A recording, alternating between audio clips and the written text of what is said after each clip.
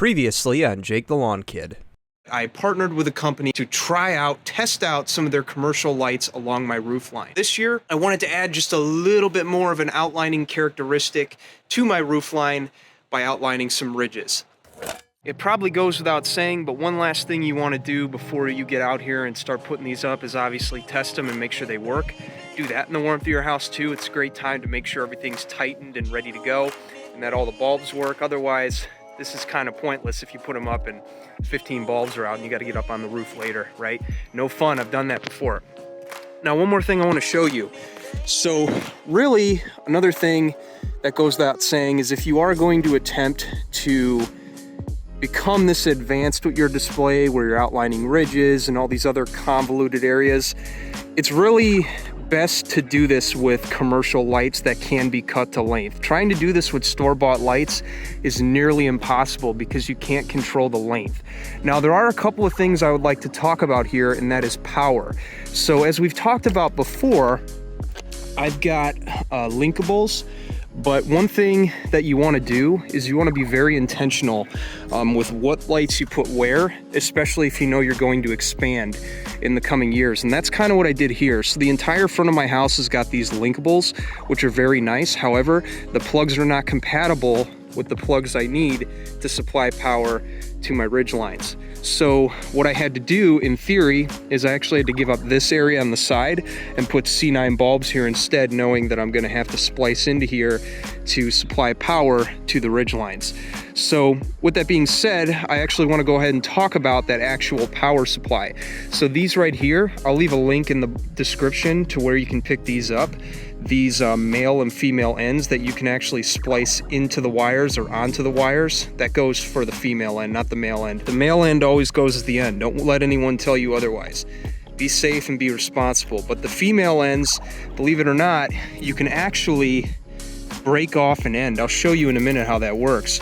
But you could break off an end and put it on the middle of the strand to supply power for a male one that you can splice on, like I've done here. As you can see, supplies power to that. That's actually a little extension cord I made. Essentially, what happens is that's a female and a male that supplies power and goes up there. So as you can see, we've created kind of a Y line because the power goes straight across here, and it also diverts to supply power to these. Now, I know a lot of people might ask about polarity and all that stuff. I've actually been asked a lot about that since doing these additions.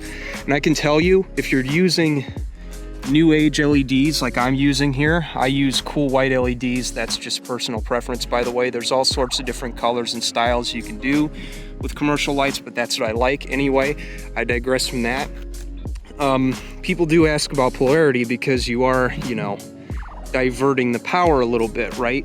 I'm here to tell you there's no concern whatsoever about doing that as long as you stay within specs, because the way this works with payload, if you will, is, as a rule of thumb, you don't want to use any more than 250 feet total, and that does include jump wires. So if you stay within that 250 feet, you should be just fine. Otherwise, you go any more than that, you're going to start losing power. That's not what you want to do. So stay within 250 feet or less of wire. That includes jumps, spider plugs, all that type of stuff. You do that, you'll be fine. You won't lose any power or brightness. Oh, and another thing people are going to ask about, does it matter if these are on the ribbed side? Because with the female plugs and the male plugs, they often tell you, you need to follow polarity, you need to be on the ribbed plug side. Well, I'm going to tell you right now, if you're running these new aged LEDs, no. The answer is no. Put them on however you want. But if you're doing incandescents, which I highly doubt any of you are really doing, if you are, salute to you. I actually have a couple customers I do that for. They look nice, but they're a pain to put up. Polarity does matter. Make sure you're putting the side that is labeled rib on the female end on the ribbed side of the wire. And then with the male plugs, always make sure, no matter what you're doing, that the ribbed wire is inside the side that says white. As long as you do that, everything will be okay. I'm gonna go ahead and walk you through 3 scenarios. Number 1, I'm gonna show you how to connect a male end, how to connect a female end, and then how to splice a female end into the middle of the line for Y jumps. That's what we're gonna do right now. So the first things first, one thing I like to do is I like to measure ahead of time, see how much wire I need. Since this is a demonstration, I'm just gonna take a couple of feet here, like this. Pair of wire cutters. Always have a pair of wire cutters for this. I've tried to do this with a knife and it didn't end well. So make sure you use a pair of wire cutters, safety first. That's what we're doing. So we're gonna cut that off here. So we essentially got our couple of feet that we need for this demonstration.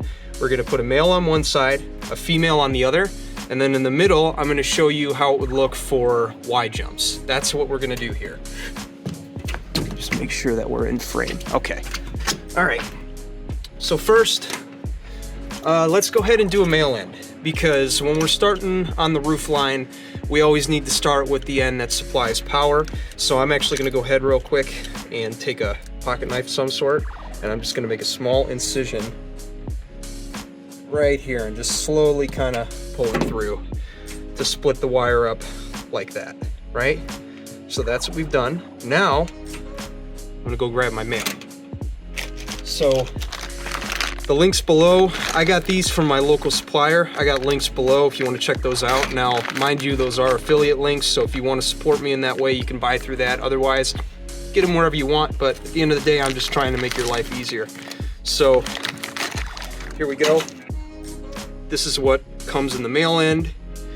What we want to do here with the male end now is we have two sides. We have Gilbert and we have white. Now, it might say something else on the other plug, I'm not sure, but on this side it says Gilbert.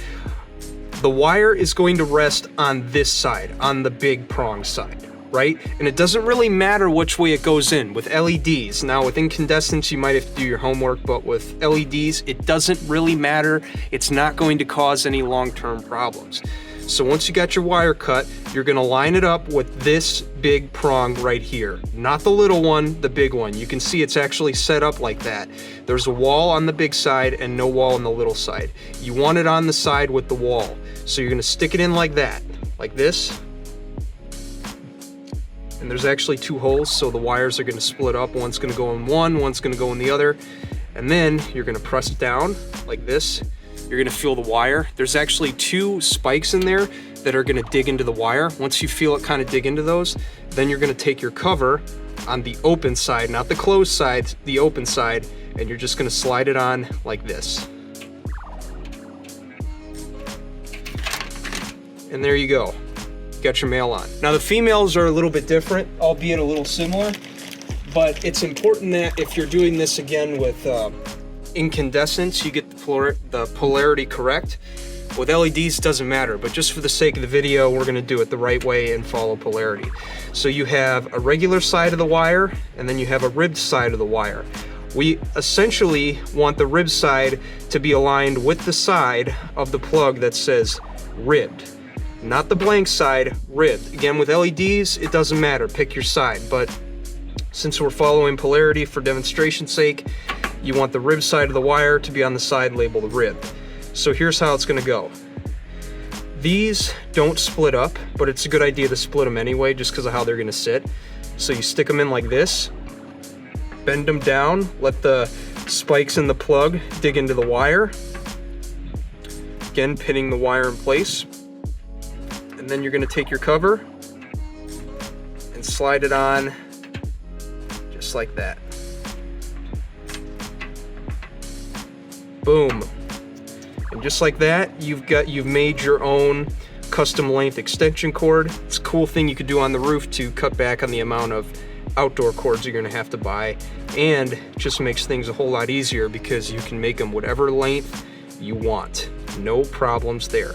Now let me show you how to do a Y run. Now the ones I have available, we actually have dedicated ones so you don't have to do what I'm about to do, which have an open end on this side and an open end on that side. But the ones I have from my local supplier, this is how you would go about turning this into a spider plug. So what you're gonna do is you're gonna grab your electrical you're gonna grab your wire cutters or your pliers, whatever you got, and there's a little tab right here on the female, not the male, the female. You can't do this with male plugs, all right? You do this with females. So what you're gonna do is you're gonna come here, and this little tab right here, you're just gonna grab it, and you're gonna break it off like that.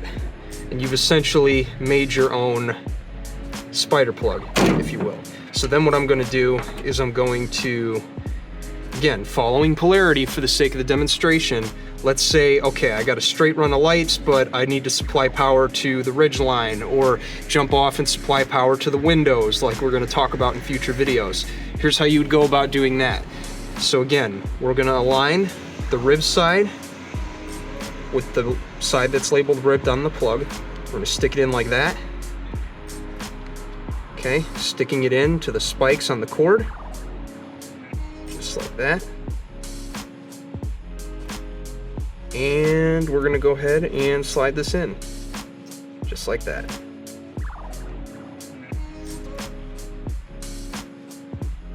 Boom. You got a straight run, and just like that, you got a jump off run there, where you can supply power to your ridge lines or your windows from the roof line lights. Real quick, I want to go ahead and run through the Christmas lights. So these, again, are also from my local landscape supply center. The ones that we have available, linked down below, are going to be very similar. Mind you, everything we talked about in this video, like the specifications on the roof of how many feet you can run in a single line, is really more relevant to the stuff that's linked below. Anywhere else you get the lights, you'll have to check with them and see, but the stuff we're carrying down below, those specifications apply to that. So real quick, I've showed you how to splice males, females, and put on an inline female plug. That's what it's also referred to as.